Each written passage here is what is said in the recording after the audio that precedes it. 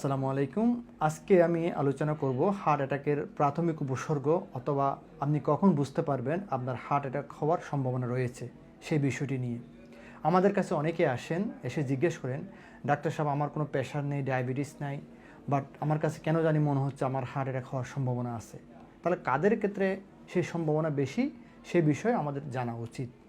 বিশেষ করে যাদের রিস্ক ফ্যাক্টর, যেরকম যে hypertension, diabetes, cholesterol, kidney disease এবং ফ্যামিলিতে তার মা, বাবা, ভাই বোনদের হার্টের সমস্যা থাকে, তাদের ক্ষেত্রে নর্মাল মানুষের তুলনায় প্রেশার হওয়ার অর্থাৎ হার্ট অ্যাটাক হওয়ার সম্ভাবনা অনেক বেশি। তাহলে একটা বিষয় হচ্ছে কি, আমার সেই বিষয়গুলো আছে কি না। যদি আমার প্রেশার থেকে থাকে, আমার ডায়াবেটিস থেকে থাকে, আমার হাই কোলেস্ট্রল থেকে থাকে এবং আমার ফ্যামিলিতে হার্ট অ্যাটাকের আধিক্য অনেক বেশি থেকে থাকে, তাহলে আমাকে অবশ্যই সচেতন থাকতে হবে, কারণ নর্মাল রোগীর চেয়ে আমার হার্ট অ্যাটাক হওয়ার সম্ভাবনা অনেক বেশি। হার্ট অ্যাটাকের কিছু লক্ষণ থাকে, যে লক্ষণগুলোর মধ্যে অন্যতম হচ্ছে কি, হঠাৎ করে শরীর ঘাম দেওয়া, হঠাৎ করে বমি হওয়া, মাথা ব্যথা করা, মনোযোগ কমে যাওয়া, মাথা ঘোরানো, হার্টের গতি বা হৃদস্পন্দন অতিমাত্রায় হওয়া এবং অজ্ঞান হয়ে যাওয়া। এই লক্ষণগুলো যদি প্রকাশ পায় তাহলে অবশ্যই সাথে সাথে যে কোনো ডক্টর অথবা হসপিটালের ইমার্জেন্সিতে যাওয়া লাগবে।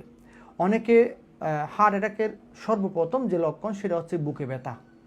যদি বুকে ব্যথা, অনেকে এই বুকের ব্যথাকে গ্যাস্ট্রিকের ব্যথা বলে গ্যাস্ট্রিকের ওষুধ খেয়ে থাকেন, পরবর্তীতে যখন রোগী খারাপ হয়ে যায় তখন হসপিটালে নিয়ে যাওয়া হয়। সেক্ষেত্রে আমাকে মাথায় রাখতে হবে কোন বুকের ব্যথাটা হাড়ের ব্যথা এবং কোন বুকের ব্যথা হাড়ের ব্যথা না, সেটা আমাকে জানা লাগবে।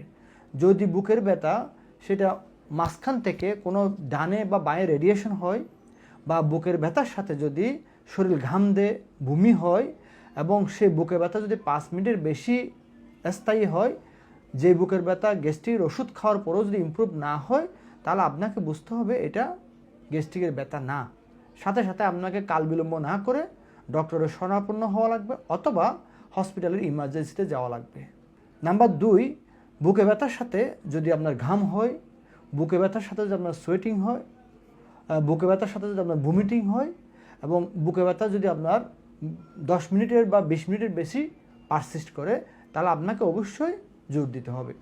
এবং যদি আপনার আগে থেকেও এরকম ঘটনা থেকে থাকে যে আপনি আগে হার্টের অ্যাটাক হয়েছিল, আগে থেকে হার্টের ওষুধ খাচ্ছেন, আগে থেকে ডায়াবেটিস প্রেশারের ওষুধ খাচ্ছেন, তাহলে এরকম ব্যথা হলো আপনাকে অবশ্যই কাল বিলম্ব না করে ডক্টরের শরণাপন্ন হওয়া লাগবে।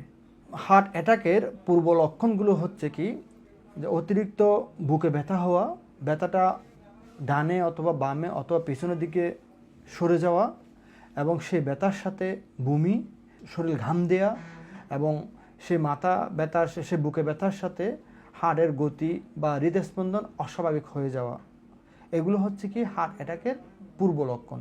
কারো যদি বুকে ব্যথা হয়, প্রচণ্ড ব্যথা, যে ব্যথা 10 মিনিটের বেশি স্থায়ী এবং সেই ব্যথার সাথে শরীর ঘাম দেয়া, বমি হওয়া যদি হয় এবং হার্টের গতি যদি অস্বাভাবিক হয়ে যায়, অনেক ক্ষেত্রে যদি অজ্ঞান হয়ে যায়, তাহলে তাকে সাথে সাথে হসপিটালে নিয়ে যাওয়া লাগবে। অনেক ক্ষেত্রে দেখা যায় যে শুধুমাত্র বুকে ব্যথা না হয়েও শুধুমাত্র শ্বাসকষ্ট নিয়ে রোগী আমাদের কাছে আসতে পারে। অর্থাৎ যাদের ডায়াবেটিস থাকে সেসব পেশেন্টগুলো টিপিক্যাল যে হার্ট অ্যাটাকের ব্যথা, সে ব্যথা হয় না। তাদের ক্ষেত্রে হয় অস্বাভাবিক শ্বাসকষ্ট। হঠাৎ করে শ্বাসকষ্ট শুরু হলে অবশ্যই কাল বিলম্ব না করে ডাক্তারের শরণাপন্ন হওয়া লাগবে।